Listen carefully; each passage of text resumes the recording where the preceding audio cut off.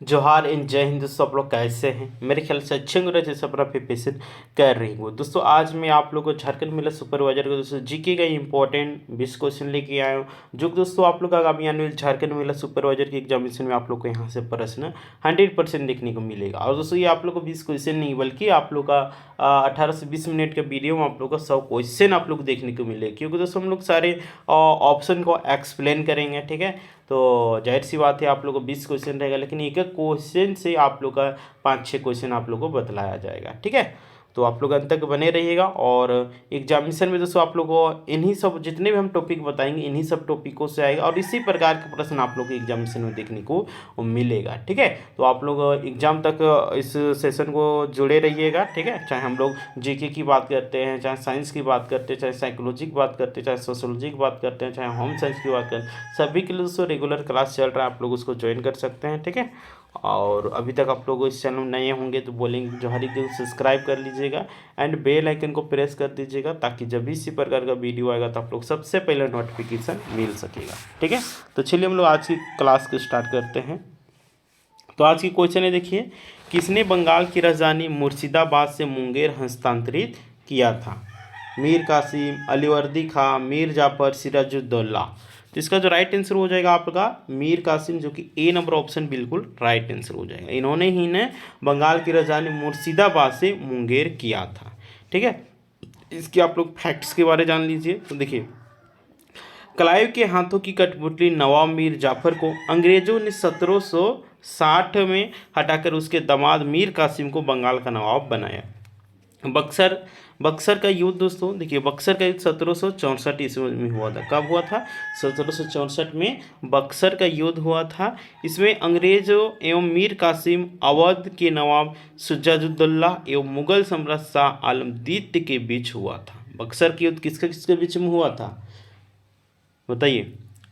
अंग्रेज एवं मीर कासिम, अवध के नवाब शुजाउद्दौला एवं मुगल सम्राट शाह आलम द्वितीय के बीच में बक्सर का युद्ध हुआ था। बक्सर का युद्ध कब हुआ था? तो 1764 ईस्वी में हुआ था।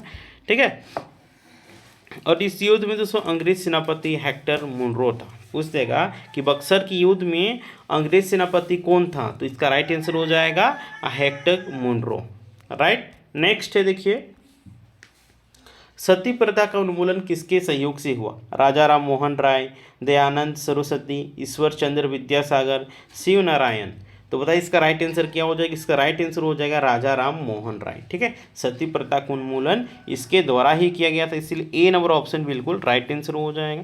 देखिए, सती प्रथा उन्मूलन लॉर्ड विलियम, इसको नोट डाउन कर लीजिएगा, लॉर्ड विलियम बेंटिक ने राजा राम मोहन राय की पहल पर 1829 ईस्वी में कानून बना दिया था। सती प्रथा कानून कब बना था? तो 1829 में। और ये आपको बता देना चाह रहा, लॉर्ड विलियम बेंटिक ने किसके पहल पे सती प्रथा ये कानून बनाया था? तो राजा राम मोहन के अनुशंसा पर ही। देखिए, आधुनिक भारत पुनर्जागरण के पिता के रूप में विख्यात राजा राम मोहन राय ने 1828 में ब्रह्मा समाज की स्थापना की थी। देखिए, सब प्रश्न एग्जामिनेशन में आता है। ठीक है, तो ब्रह्म समाज की स्थापना किसे की थी? सती प्रथा की स्थापना की थी। तो देखिए, सती प्रथा की स्थापना 1829 में राजा राम मोहन राय ने, 1828 में ब्रह्म समाज की स्थापना किसने? राजा राम मोहन राय ने किया था। राइट, नेक्स्ट देखिए, रुद्रा दामन से संबंधित कौन सा अभिलेख है? गिरनार अभिलेख, ऐहोल अभिलेख, जूनागढ़ अभिलेख, प्रयाग अभिलेख। तो इसका राइट आंसर हो जाएगा जूनागढ़ अभिलेख, जो कि सी नंबर ऑप्शन बिल्कुल राइट आंसर हो जाएगा। ठीक है, देखिए, शक महाक्षत्र रुद्रदामन का जूनागढ़ यानी कि गिरनार अभिलेख भी मौर्य साम्राज्य का इतिहास के विषय में जानकारी प्रदान करता है। रुद्रदामन दोस्तों ये संस्कृत का सबसे प्रेमी था। संस्कृत का प्रेमी कौन था? रुद्रदामन था। उसने ही सबसे पहले विश्व संस्कृत भाषा में जूनागढ़ अभिलेख प्राकृतिक भाषा में रचित किए थे। किसने? रुद्रदामन ने। राइट, नेक्स्ट है, देखिए, किस मुगल शासक ने शाहू को मुक्त किया था? फर्रुखसियर, मोहम्मद शाह, जहांदार शाह, मुअज्जम। तो इसका राइट आंसर हो जाएगा आप लोग का डी नंबर यानी कि मुअज्जम। ठीक है, मुअज्जम इसका बिल्कुल राइट आंसर हो जाएगा। चलिए इसके फैक्ट्स के बारे में जान लीजिए। तो देखिए बहादुर शाह का पूर्व नाम मुअज्जम था। बहादुर साहब का पहले का नाम क्या था? मुअज्जम। ठीक है, मुअज्जम था। बहादुर शाह को शाह ए बेखबर यानी कि साहेब खबर के उपनाम से भी पुकारा जाता था। देखिए सिख नेता बहादुर बंदा बहादुर के विरुद्ध युद्ध करते हुए एक सैन्य अभियान के दौरान फरवरी 1712 ईस्वी में बहादुर शाह प्रथम की मृत्यु होगी। बहादुर शाह प्रथम की मृत्यु कब हुई थी? तो 1712 ईस्वी में। नेक्स्ट है, राष्ट्रीय ध्वज का डिजाइन किसने तैयार किया था? बताइए। पिंगली वेंकैया, रामसुंदर भंडारी, श्यामलाल गुप्त, भिकाजी कामा। तो इसका जो राइट आंसर आप लोग को हो जाएगा पिंगली वेंकैया, जो कि ए नंबर ऑप्शन बिल्कुल राइट आंसर हो जाएगा। इन्होंने ही राष्ट्रीय ध्वज का डिजाइन तैयार किया था। ठीक है, देखिए और इसके बारे में आप लोग फैक्ट्स जान लीजिए। तो देखिए संविधान सभा ने, है ना, 22 जुलाई 1947 ईस्वी को राष्ट्रीय ध्वज को अपनाया था। पूछ देगा संविधान सभा ने राष्ट्रीय ध्वज को कब अपनाया था? तो इसको 22 जुलाई 1947 ईस्वी को अपनाया था, जैसा कि आप सभी को पता होगा। राष्ट्रीय ध्वज की लंबाई और चौड़ाई की बात करते हैं तो यह 3:2 में रहता है ध्वज। राइट। नेक्स्ट है, अलकनंदा तथा भागीरथी नदी कहाँ आकर मिलती है? विष्णु प्रयाग में, देव प्रयाग में, नंद प्रयाग में या फिर रुद्र प्रयाग में? तो अलकनंदा और भागीरथी नदी की बात करते हैं, ये आप लोग का देव प्रयाग में आके मिलती है, इसीलिए सी नंबर ऑप्शन बिल्कुल राइट आंसर हो जाएगा। ठीक है,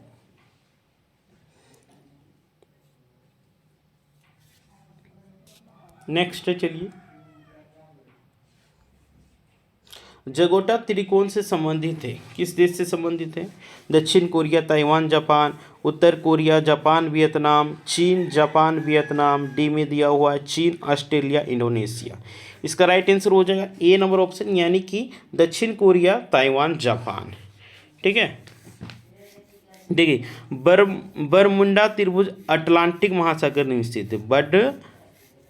बताइए बरमुंडा त्रिभुज कहाँ स्थित है? तो अटलांटिक महासागर में स्थित है, और ये अमेरिका के फ्लोरिडा, प्यूर्टो रिको और बरमुंडा को जोड़ता है। नेक्स्ट है, चलिए, निम्न में से कौन इस्पात उद्योग के संबंध में सम्मिलित है? बताइए।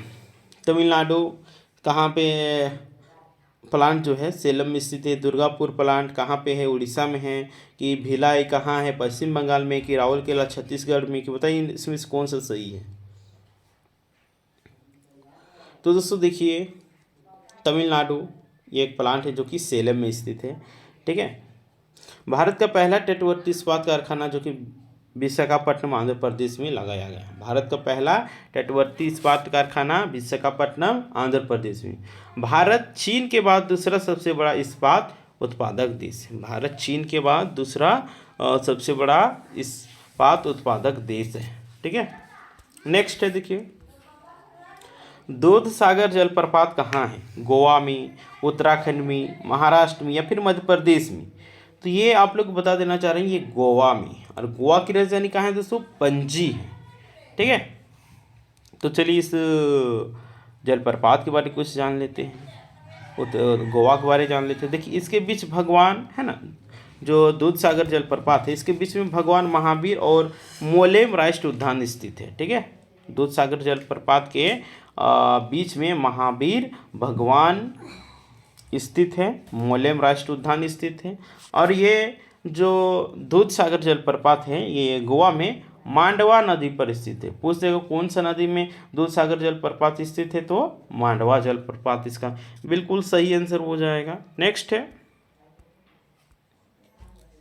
10 नंबर में, निम्न में से कौन सा मंडल सर्वाधिक गर्म होता है? आयन मंडल, समताप मंडल, क्षोभ मंडल, मध्य मंडल? तो देखिए क्षोभ मंडल जो होता है ये गर्म होता है। ठीक है, सबसे गर्म मंडल क्षोभ मंडल, और यह जो है वायुमंडल का सबसे निचला परत, वायुमंडल का सबसे निचला परत क्षोभ मंडल। इस मंडल का गर्म होने का मुख्य कारण जलवाष्प, एरोसोल एवं अलग अलग गैसों की रहने के होता है। ठीक है, और देखिए जान लीजिए क्षोभ मंडल में तापमान की गिरावट दर देखिए 165 मीटर की ऊंचाई पर देखिए 1 डिग्री सेल्सियस और 1 किलोमीटर की ऊंचाई पे 6.4 डिग्री सेल्सियस होता है। ठीक है, जितने भी आप लोगों को फैक्ट्स बताते हैं वो सब आप लोग नोट डाउन करते जाइएगा। ठीक है, नेक्स्ट है किस अनुच्छेद के तहत नीति निर्देशक तत्वों को न्यायालय में प्रश्नगत नहीं किया जा सकता है? अनुच्छेद 40, अनुच्छेद 37, अनुच्छेद 47, अनुच्छेद 44। तो इसका राइट आंसर हो जाएगा अनुच्छेद 37। ठीक है, अनुच्छेद 37 के तहत नीति निर्देशक को न्यायालय में प्रश्नगत नहीं किया जा सकता है।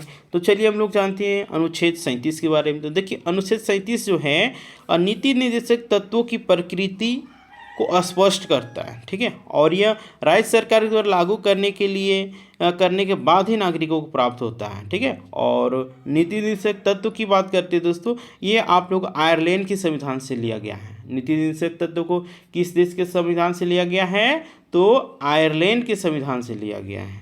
राइट, नेक्स्ट है देखिए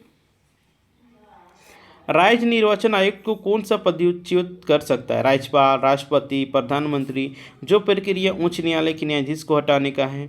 तो बताइए इसका राइट आंसर क्या होगा? राज्य निर्वाचन आयुक्त को कौन उसके पद से हटा सकता है बताइए।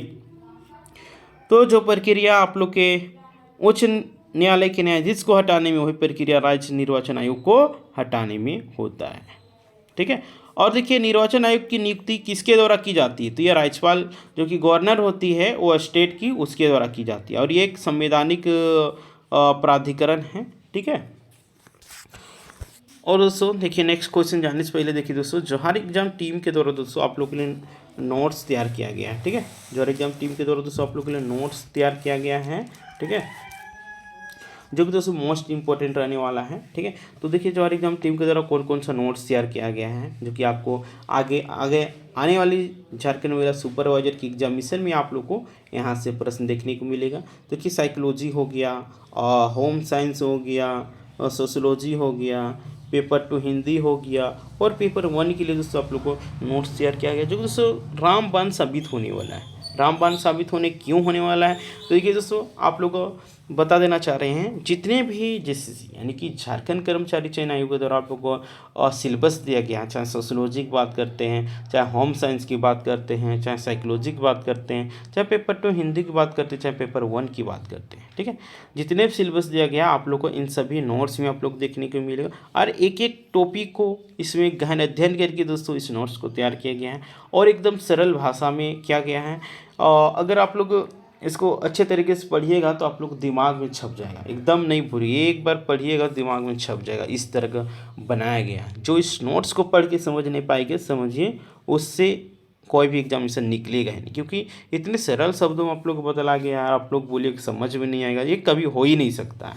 ठीक है, तो अगर आप लोग अभी सपना है, ड्रीम है, गोल है झारखंड महिला सुपरवाइजर में एक सीट पक्का करना, तो फिर से बोल रही है नोट्स आप लोग के लिए रामबाण साबित होने वाला है। ठीक है, तो नोट्स कैसे प्राप्त करना नहीं करना है, चलिए उसके प्रक्रिया के बारे आप लोग को बताते हैं। तो सबसे पहले एक आप लोग नंबर नोट डाउन कर लीजिएगा। ठीक है, 8789125229 राइट, 29 है ना। इस नंबर पर आप लोग क्या करना है, 200 पेमेंट करना है। देन उसके बाद स्क्रीनशॉट आप लोग इसी व्हाट्सअप नंबर पे डाल देना। उसके बाद आप लोग को बतला देना कि आप लोग कौन सा पेपर का चाहिए, सोशोलॉजी का चाहिए, साइकोलॉजी का चाहिए, होम साइंस का चाहिए, फिर पेपर 1 का चाहिए, पेपर 2 का चाहिए, पेपर। ठीक है, जिसको भी चाहिए आप लोग स्क्रीनशॉट के साथ उसमें मेंशन कर दीजिएगा व्हाट्सअप। उसके बाद जोहार एग्जाम टीम के द्वारा आप लोग को सिर्फ 2 मिनट के अंदर में नोट्स प्रोवाइड करवा दिया जाएगा। राइट, तो आप लोग प्रक्रिया पता चल गया कैसे करना है नहीं करना है। देन हम लोग बात करते हैं, देखिए जोहार एग्जाम टीम के द्वारा आप लोगों को टेस्ट सीरीज भी बनाया गया है। ठीक है, चाहे पेपर 1 की बात करते हैं, पेपर 2 की बात करते हैं, चाहे पेपर 3 की बात, सभी के लिए बनाएगा दोस्तों। ठीक है, तो पेपर 1 में देखिए आप सभी को पता होगा 120 क्वेश्चन रहता है, पेपर 2 में 100 क्वेश्चन रहता है, पेपर 3 में 150 यानी कि 150 क्वेश्चन रहता है। 100 क्वेश्चन आपका ऑनर्स से रह गया जो कि साइकोलॉजी, होम साइंस, सोशोलॉजी है, और 20 जीके, 20 मैथ और 10 साइंस से रहता है। राइट, तो दोस्तों तीनों पेपर का आप लोग को मिल जाएगा, ठीक है। और देखिए टेस्ट देना बहुत ही ज़रूरी है। किसी भी एग्जामिनेशन को तैयारी कर रहे बिना टेस्ट बिना मॉक टेस्ट दिए हुए अगर एग्जामिनेशन में चल जाइएगा तो हम लिख के दे रहे हैं, कभी सिलेक्शन होगा ही नहीं। सिलेक्शन लेना है तो आप लोग को प्रैक्टिस करना होगा, मेहनत करना होगा, दिन रात एक करना होगा, तब जाके होगा। सफलता का एक ही तरीका है, निरंतर मेहनत, कंटिन्यू स्ट्रगल। जीवन का दूसरा नाम ही है संघर्ष। जीवन है तो संघर्ष है, ठीक है। संघर्ष है तो जीवन है। जिस दिन आपका संघर्ष खत्म हो जाएगा उस दिन आप भी सुहा हो जाइएगा, ठीक है। इस बात को आप लोग ध्यान देना है, ठीक है। तो अगर आप लोग का भी सपना है, ड्रीम है, गोल है कि एक सीट पक्का कर रहे, तो ये नोट्स और ये जो टेस्ट सीरीज आप लोगों के लिए बनाया गया है ये बहुत ही इम्पोर्टेंट है, ठीक है। तो आप लोग कैसे प्राप्त करना नहीं करना है, तो देखिए वही नंबर है, नोट डाउन कर लीजिएगा 8789125229, ठीक है। इस नंबर पे आप लोग क्या करना है, 200 पेमेंट करना है।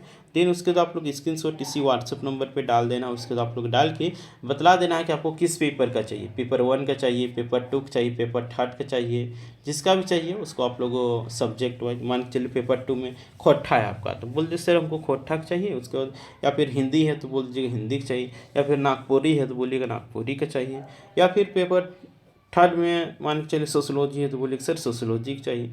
सोशोलॉजी में देखिए आपका 100 क्वेश्चन रहेगा हिंदी से, हिंदी बोल 100 क्वेश्चन सोशोलॉजी का रहेगा, 10 साइंस से रहेगा, 20 मैथ से रहेगा, 20 जीके से रहेगा। यानी कि कुल मिला कर आप लोग एग्जाम पैटर्न के अकॉर्डिंग ही रहने वाला है, ठीक है।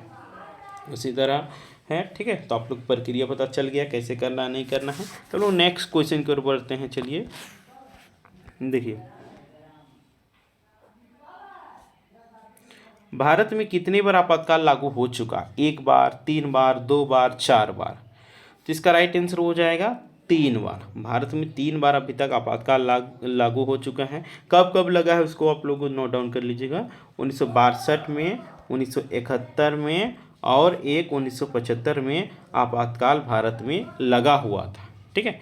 देखिए आपातकाल की बात करते हैं तो इसकी चर्चा भारतीय संविधान की भाग 18 में की गई है। कितने भाग में की गई है, भाग 18 में की गई है, ठीक है।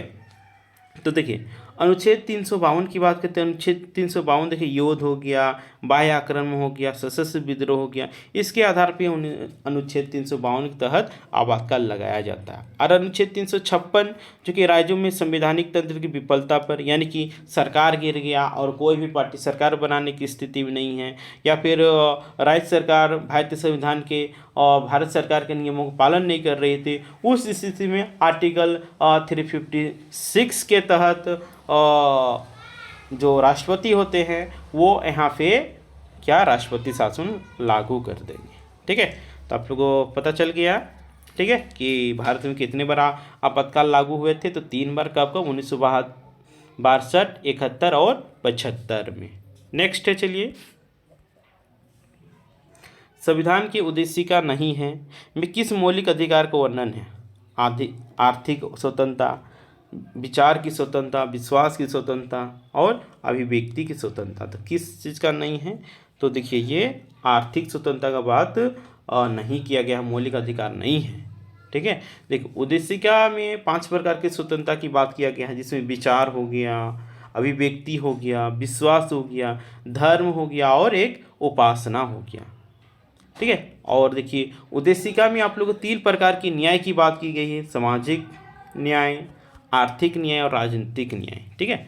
और देखिए उद्देशिका यानी कि प्रस्तावना को देखिए 13 दिसंबर, नोट डाउन कीजिएगा, 13 दिसंबर 1946 ईस्वी को संविधान सभा में जवाहरलाल नेहरू ने पेश किया था। उद्देशिका यानी कि प्रस्तावना को किसने पेश किया था, तो भारत के प्रथम प्रधानमंत्री जवाहरलाल नेहरू ने कब किया था, तो 13 दिसंबर 1946 ईस्वी को, ठीक है। नेक्स्ट है, चलिए देखिए अंतर्राज्यीय परिषद का गठन किस समिति के सिफारिश पर की गई थी, बताइए। अंतर्राज्यीय परिषद का गठन किस समिति के सिफारिश पर की गई थी। केलर समिति, संतानम समिति, नियोगी समिति, सरकारिया आयोग समिति। तो इसका जो राइट आंसर हो जाएगा आप लोग सरकारिया आयोग हो जाएगा, यानी कि डी नंबर ऑप्शन बिल्कुल राइट आंसर हो जाएगा, ठीक है। देखिए अंतर्राज्यीय परिषद का गठन सरकारिया आयोग द्वारा 1983 के सिफारिश को मानते हुए पीवी सिंह के नेतृत्व वाले जनता दल ने की थी कब 1990 में। सिफारिश किया गया था 1983 में, लेकिन इसको जो लागू किया गया था 1990 में किया गया था। ठीक है, देखिए अंतर्राज्यीय परिषद की बात करते हैं तो इसका गठन भारतीय संविधान के आर्टिकल 263 के तहत राष्ट्रपति द्वारा किया जाता है। किसके द्वारा किया जाता है अंतर्राज्यीय परिषद का गठन? तो अनुच्छेद 263 के तहत राष्ट्रपति के द्वारा किया जाता है। राइट, नेक्स्ट, इनमें से किसने पूरा योजना का सुझाव दिया? A B Vajpayee, APJ Abdul Kalam, Manmohan Singh, Pranab Mukherjee. तो इसका राइट आंसर हो जाएगा आप लोगों को बी नंबर, यानी कि एपीजे अब्दुल कलाम। ठीक है, देखिए पूरा की फुल फॉर्म भी आप लोग जान लीजिए। पूरा की फुल फॉर्म होता है पी से प्रोवाइडिंग, यू से अर्बन, और आर से देखिए आर से हो जाएगा रूरल, है ना, और ए से एरिया। तो देखिए पूरा का सुझाव देखिए तत्कालीन उस समय जो राष्ट्रपति थे डॉक्टर एपीजे अब्दुल कलाम, इन्हीं के द्वारा दिया गया था। और यह योजना जो है गांव को सर्व सुविधा युक्त बनाने का योजना था। ठीक है, पूरा योजना। नेक्स्ट है 17 में, इनमें से किसने दूरगामी आर्थिक सुधारों को शुरू किया? राजीव गांधी, इंदिरा गांधी, नरसिम्हा राव, मनमोहन सिंह। तो इसका राइट आंसर हो जाएगा डी नंबर ऑप्शन, यानी कि मनमोहन सिंह। ठीक है, तत्कालीन वित्त मंत्री मनमोहन सिंह के समय 24 जुलाई 1991 के बाद भारत में दूरगामी आर्थिक सुधार वैश्वीकरण के रूप में हुआ था। ठीक है, उस समय भारत के वित्त मंत्री हुआ करते थे कौन? डॉक्टर मनमोहन सिंह जी। चलिए नेक्स्ट प्रश्न है आप लोग का, संतोष ट्रॉफी का संबंध किस खेल से? फुटबॉल से है, हॉकी से है, गोल्फ से है, क्रिकेट से? तो संतोष ट्रॉफी की बात करते हैं, ये ट्रॉफी जो है फुटबॉल से संबंधित है। ठीक है, इसीलिए ए नंबर ऑप्शन जो होगा बिल्कुल करेक्ट आंसर हो जाएगा। ठीक है, देखिए क्रिकेट का कुछ ट्रॉफी है, देखिए सबसे प्रश्न आता है जिसको आप लोग नोट डाउन कर सकते हैं। क्रिकेट से ट्रॉफी हो गया, रणजी ट्रॉफी हो गया, ईरानी ट्रॉफी हो गया, देवघर ट्रॉफी हो गया, सीके नायडू ट्रॉफी हो गया। ठीक है, और फुटबॉल में देखिए डूरंट कप हो गया, रोवर्स कप हो गया, Merdeka Trophy, Subroto Mukherjee Cup हो गया, ये सब है। हॉकी में जान लीजिए आप लोग, हॉकी में क्या क्या है। देखिए हॉकी में बेटन कप हो गया, आगा खा कप हो गया, नेहरू कप हो गया। ठीक है, ये सब है। नेक्स्ट है, चलिए, there is no such things as a free lunch पुस्तक किसने लिखी? फ्रेडरिक लिस्ट, मिल्टन फ्राइडमैन, या फिर सिमदिया बिस्मार्क, या फिर डिमदिया हिटलर? तो बताइए इसका राइट आंसर क्या हो जाएगा? इसका राइट आंसर हो जाएगा मिल्टन फ्राइडमैन। ठीक है, यानी कि बी नंबर ऑप्शन बिल्कुल राइट आंसर हो जाएगा। ठीक है, नेक्स्ट है, नेक्स्ट प्रश्न देखिए, भारत का राष्ट्रीय वृक्ष क्या है? ये बहुत इजी क्वेश्चन है। भारत का राष्ट्रीय वृक्ष क्या है? नीम, आम, बरगद, पीपल। इसका राइट आंसर हो जाएगा सी नंबर ऑप्शन, यानी कि बरगद। भारत का राष्ट्रीय वृक्ष क्या है? बरगद है। ठीक है, जिसका वैज्ञानिक नाम की बात करते हैं तो फाइकस